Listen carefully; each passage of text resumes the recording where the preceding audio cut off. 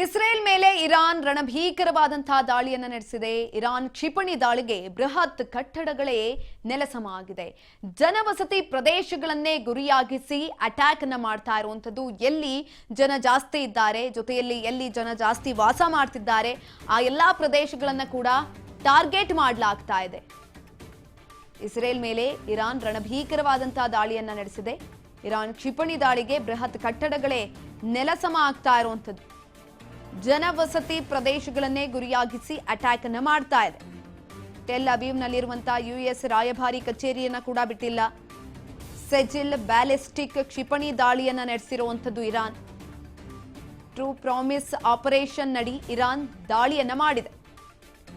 54ನೇ ಹಂತದ missile ದಾಳಿಯನ್ನ ನಡೆಸಿರುವಂತದ್ದು Iran.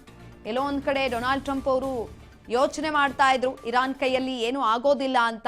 ಆದ್ರೆ Iran ಇದೀಗ ಜನವಸತಿ ಪ್ರದೇಶಗಳನ್ನ ಕೂಡ ಟಾರ್ಗೆಟ್ ಮಾಡಿ ದಾಳಿಯನ್ನ ಮಾಡ್ತಾ ಇರುವಂತದ್ದು. ಜೊತೆಯಲ್ಲಿ ಅಮೆರಿಕ ಹಾಗೂ ಇಸ್ರೇಲ್ ಜಂಟಿಯಾಗಿ ದಾಳಿ ಮಾಡಿದಂತಹ ಸಂದರ್ಭದಲ್ಲೂ ಕೂಡ ಇರಾನ್ನಲ್ಲಿರುವಂತಹ ಜನವಸತಿ ಪ್ರದೇಶಗಳನ್ನ ಟಾರ್ಗೆಟ್ ಮಾಡಿತ್ತು.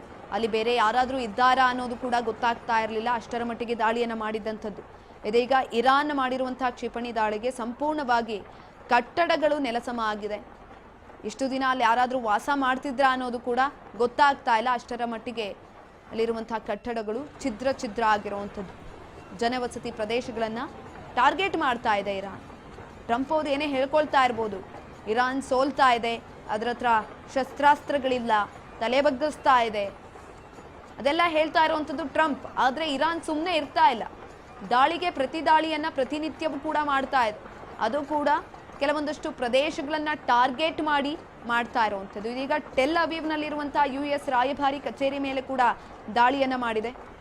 ಸೆಜಿಲ್ ಬ್ಯಾಲಿಸ್ಟಿಕ್ ಕ್ಷಿಪಣಿ ದಾಳಿಯನ್ನ ನಡೆಸಿರುವಂಥದ್ದು ಇರಾನ್. ಇದಕ್ಕೆ ಹೆಸರನ್ನ ಕೂಡ ಇಡಲಾಗಿದೆ. ಟ್ರೂ ಪ್ರಾಮಿಸ್ ಆಪರೇಷನ್ ಅಂತ ಹೆಸರನ್ನ ಇಟ್ಟು ಇರಾನ್ ದಾಳಿಯನ್ನ ಮಾಡಿರುವಂಥದ್ದು. ಸಂಪೂರ್ಣವಾಗಿ ಅಲ್ಲಿರುವಂತಹ ಪ್ರದೇಶಗಳಲ್ಲಿರುವಂತಹ ಕಟ್ಟಡಗಳು ಛಿದ್ರ ಆಗಿದೆ. ನಾಗರಿಕರಿಗೂ ಕೂಡ ತೊಂದರೆ ಆಗ್ತಾ ಇದೆ.